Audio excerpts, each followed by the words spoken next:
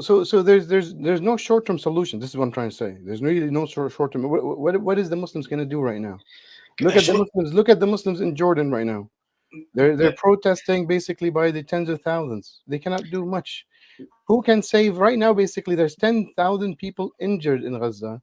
There's 3,000 killed in Gaza. Nobody can basically like look at the Egyptians. What are the Egyptians are doing?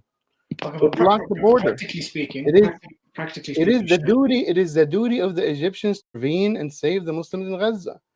Whatever the solution is, whether basically to why are the Palestinians basically locked within that little cage? Basically, where is the Egyptian government to save them? Wallahi, Right? Why is the your border between observations, Gaza and Egypt blocked?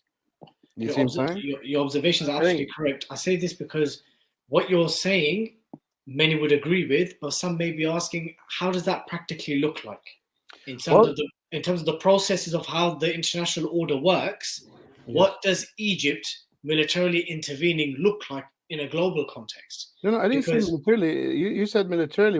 Egypt right now, basically, first of well, all, if we consider that the Sisi government gonna intervene, it's a dream. So let's not speak about dreams. What we need to do, what we need to understand is that the result of World War I have brought the people to power in all of our countries between Indonesia to Morocco that are not really basically serving the interests of the Muslimin and Islam.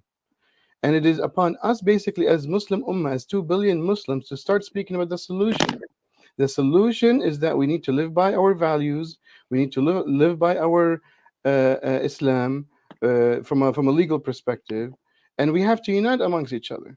This unity basically is a project, and this unity see, that we've lost 100 years ago cannot basically be recreated in 2 days or 3 months or whatever it is. And that, I but think this see, is what I'm trying to basically pinpoint here, Dilly, is that when we don't speak about the solution, this ummah going to continue for another 100 years of humiliation. so, but what What I'm we saying is need that to do is basically how does start. it practically look like? What does the solution practically look like? It's very simple. Basically, well, you're not American. You're British. Yeah. So the Americans basically back in the 1700s kicked you guys out because they said, well, we need to unite and basically create something a little bit more reputable, dignified from their perspective. And they united the 13 colonies, and they rebelled against the British colonialists, pushed them out, created something very, great from their perspective, which is the United States of America. Why is the Europeans basically trying to create a European Union? Why is the Americans basically created a United State? Why is basically everybody trying to unite? And we as Muslims who are one people don't have this unity.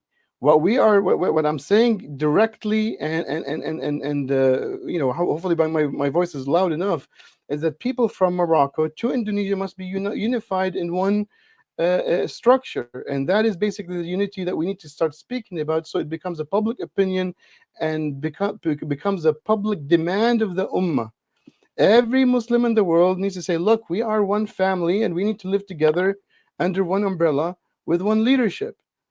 You understand what I'm trying to say? that's the thing, that no doubt all of the Muslim Ummah has been saying this. We've been saying we need to be united. I mean, I've traveled across the Muslim world, as have all of you, and you hear this everywhere. Like this is a no-brainer, right? We all want to be united under one authority, under one hand, under one leader. I mean, and I've been to Indonesia, I've been to Malaysia, I've been to Pakistan, I've been, in the Middle East and all of that.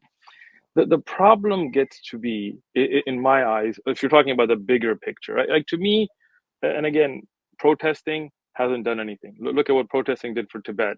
People have been protesting for Tibet for I don't know how long, right? China doesn't care, right?